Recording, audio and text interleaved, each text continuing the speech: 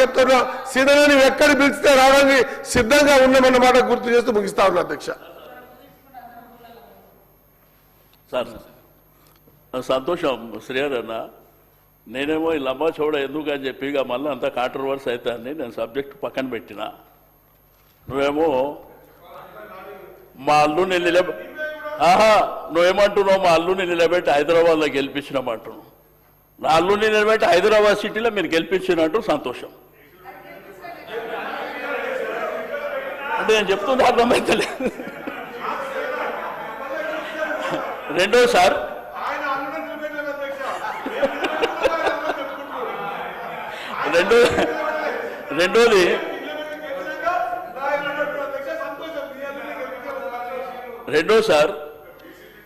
నేను శ్రీధరన్న కూడా చెప్పినా మీకు కూడా చెప్పింది సార్. సరే ఎందుకు నాకు అవకాశం ఇచ్చారు థ్యాంక్స్ అని చెప్పి నేను కూర్చున్నా అన్న. మళ్ళా పాత విషయాలకే పోతుండు ఇంప్లీట్గా అమ్మన్నా అవి జడ్జిమెంట్లు ఉన్నాయి అధ్యక్ష. 50% కంటే మించి ఉంటే అవి చెల్లవు అని చెప్పి సుప్రీంకోర్టు జడ్జిమెంట్లు హైకోర్టు జడ్జిమెంట్లు ఉన్నాయి. ఎవరు ఇంప్లీట్ అయినా జరగదు. జయలలిత గారు 69% అప్పుడు పివి నరసింహారావు గారికి ఆ రాష్ట్రంలో ఆ సంఖ్య అవసరం ఉండే కాబట్టి ఆమె ధైర్యంగా నిలబడి నా సంఖ్య ఇది క్లియర్ చేస్తే నేను సపోర్ట్ చేస్తా అంటే అది జరిగింది, అక్కడ జరిగినటువంటిది. కాబట్టి దయచేసి నేను ఏమంటే ఇంకా విమర్శ ప్రతి విమర్శ నాకు నాకు అట్లా కాదు. హైదరాబాద్ సిటీలో ఉండి 6 సార్లు గెలిచినోని నీకు స్వేచ్ఛ ఉండేనా అని మాట్లాడితే నేను ఏం చెప్పాలి? నీకు చిన్న పిల్లగా అన్నా లే అన్నా. మీరు గుర్తుపెట్టుకోండి, నేను కాంట్రవర్సీ చేయదలుచుకోలే. మీకు స్వేచ్ఛ ఉండేనా? నాకెంత స్వేచ్ఛ ఉండే, మా వాళ్ళకి ఎంత స్వేచ్ఛ ఉండే మాకు అందరికీ తెలుసు. కాబట్టి 9 సంవత్సరాలలో అద్భుతాలు చేసినాం. కాబట్టి దయచేసి నేను 9th షెడ్యూల్ పక్కన పెట్టండి. అది జరిగేటప్పుడు జరుగుతుంది, పోరాటం చేస్తాం, బలమైనటువంటి ఉద్యమాన్ని కూడా నిర్మిస్తాం, అది వేరే విషయం. కానీ మీ చేతిలో ఉన్న పని మాత్రం మీరు చేయండి. వచ్చే క్యాబినెట్ ఎక్స్పెన్షన్లో ఆ మిగిలినవి ఆ బీసీలకి ఆ మంత్రి పదవులు ఇవ్వండి.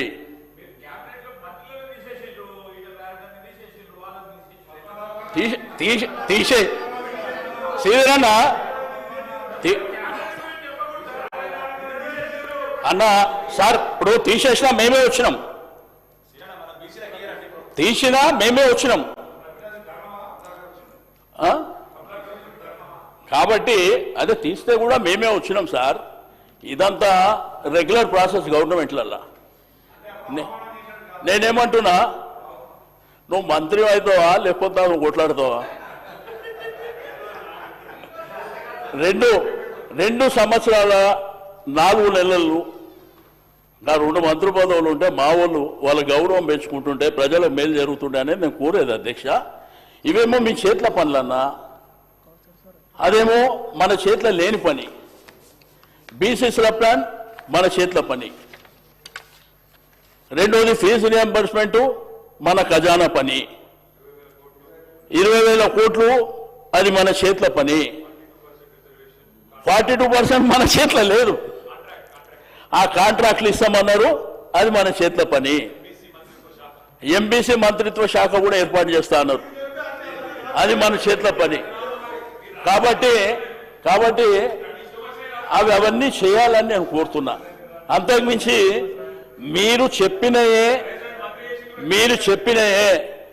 మీరు కామారెడ్డిలో చెప్పినటువంటి నేను చెప్తున్నా. రెండోది, దయచేసి నేను మా శ్రీధరన్నకు రిక్వెస్ట్ చేసేది ఒకటే. శ్రీధరన్న, బడ్జెట్లో పెట్టినటువంటి అంకెల ప్రకారమే ఖర్చు పెట్టమని చెప్తున్నా, అంతకంటే వేరేదేం లేదు.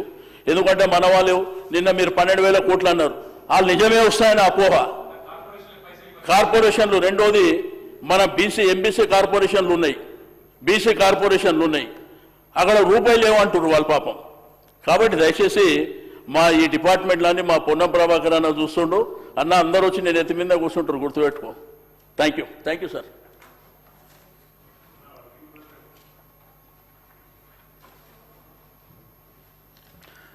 ధన్యవాదాలు అధ్యక్ష.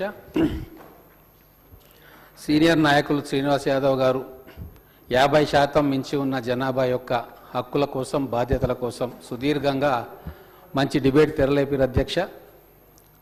వారిని అభినందిస్తూ అలాగే తెలంగాణ రాష్ట్రంలో 50% కంటే ఎక్కువ ఉన్న పట్టణాల పరిస్థితి గురించి మాట్లాడే అవకాశం వచ్చినందుకు స్పీకర్ గారికి ధన్యవాదాలు తెలుపుతూ ఎక్కువ సమయం ఇవ్వాలని చెప్పి కోరుకుంటా ఉన్నా. అధ్యక్ష, అర్బన్ ప్లానింగ్ అనేది అది 6 నెలలకో ఏడాదికో 2 సంవత్సరాలకో పూర్తిగా మనం అనుకున్నట్టు చేసే వ్యవహారం కాదు అధ్యక్ష. ప్రపంచంలో ఉన్న నిపుణులు కావచ్చు, రాష్ట్రంలో దేశంలో ఉన్న నిపుణులు కావచ్చు, అర్బన్ ప్లానింగ్ వ్యవస్థలో ఉన్న వాళ్ళు ఖచ్చితంగా 20 నుంచి 30 సంవత్సరాల స్ట్రాటజీ, ప్లానింగు, రిసోర్సెస్, గ్రౌండింగు ఇవన్నిటినీ కూడా దృష్టిలో పెట్టుకొని పాలసీల నిర్మాణం చేస్తారు అధ్యక్ష. ఆ పాలసీల నిర్మాణం చేసిన తర్వాతనే ఆ అర్బన్ ప్లానింగ్ యొక్క విశిష్టత, సక్సెస్, కోట్లాది మంది ప్రజలకు దానివల్ల లాభాలు అర్థమవుతాయి అధ్యక్ష, వాళ్ళ ఇళ్లలోకి చేరుతాయి అధ్యక్ష. ఇది ఇప్పటిదాకా మనకున్న అనుభవం, చరిత్ర.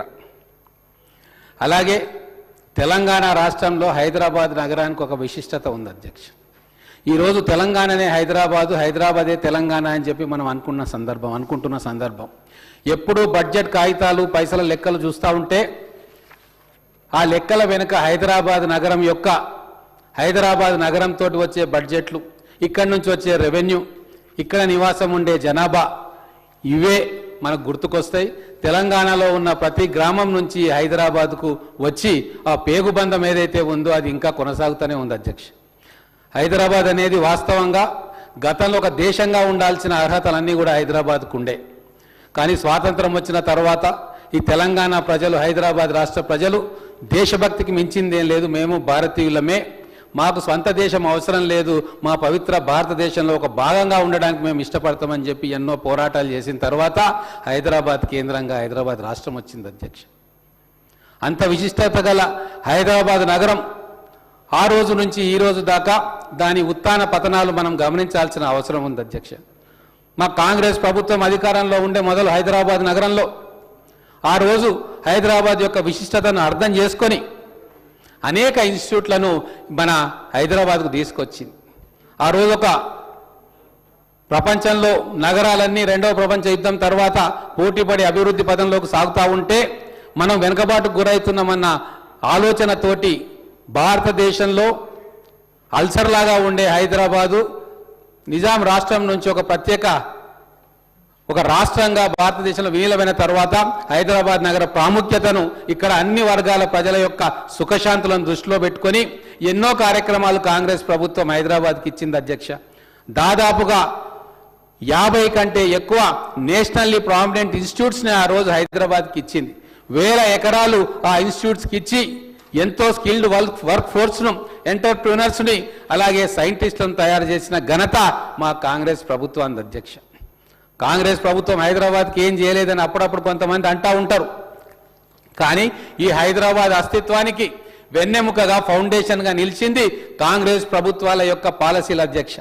నేను మళ్ళీ వెనకకి పోను, కానీ ఈరోజు 10 లక్షల మంది ఐటీ ఉద్యోగులకు ఉపాధి కల్పిస్తూ దేశంలోనే అగ్రగామిగా హైదరాబాద్ రాష్ట్రాన్ని నిలబెట్టడానికి దాదాపుగా 30 సంవత్సరాల క్రితం, 40 సంవత్సరాల క్రితం పునాది రాయి వేసింది మా కాంగ్రెస్ ప్రభుత్వం, అక్కడ ముఖ్యమంత్రి నెదురుమల్లి జనార్దన్ రెడ్డి గారు. దాని తర్వాత ఆ హైటెక్ సిటీని అభివృద్ధి పరిచే కార్యక్రమంలో చంద్రబాబు నాయుడు గారు టీడీపీ అధ్యక్షులుగా రాష్ట్ర ముఖ్యమంత్రిగా ఉన్న వారి కృషి ఉంది.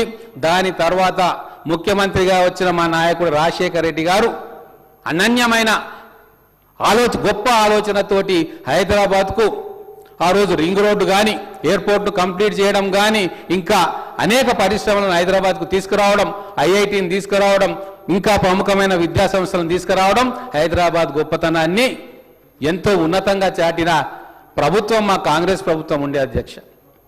దాని తర్వాత ఈరోజు ఇక్కడ ఫార్మా, ఐటీ రంగాలు కానీ, డిఫెన్స్, బ్యాంకింగ్, ఎడ్యుకేషన్ ఇన్స్టిట్యూట్స్ కానీ రావడానికి ప్రధానమైన కారణం మా ప్రభుత్వాలు అప్పుడు చేసిన ఆలోచన. అది 30-40 సంవత్సరాల తర్వాత ఈరోజు తెలంగాణ ప్రజలు, హైదరాబాద్ ప్రజలు గొప్పగా అనుకుంటూ అనుభవిస్తున్న చరిత్ర మన కళ్ళ ముందు ఉంది అధ్యక్ష.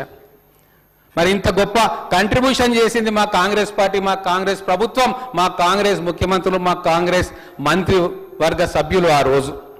కానీ ఈరోజు మేము అధికారంలోకి వచ్చే ముందు హైదరాబాద్ పరిస్థితి ఎట్లా ఉండే అధ్యక్ష? ప్రమాద గంటికలు మోగినాయి అధ్యక్ష. 2020లో మూసీ నదికి వరదలు వస్తే హైదరాబాద్ అతలాకుతలం అయింది. తెలంగాణ వచ్చిన తర్వాత హైదరాబాద్ చాలా గొప్పగా ఉంటుంది, హైదరాబాద్ తోటే తెలంగాణ జీవనం ముడిపడి ఉన్నది కాబట్టి హైదరాబాద్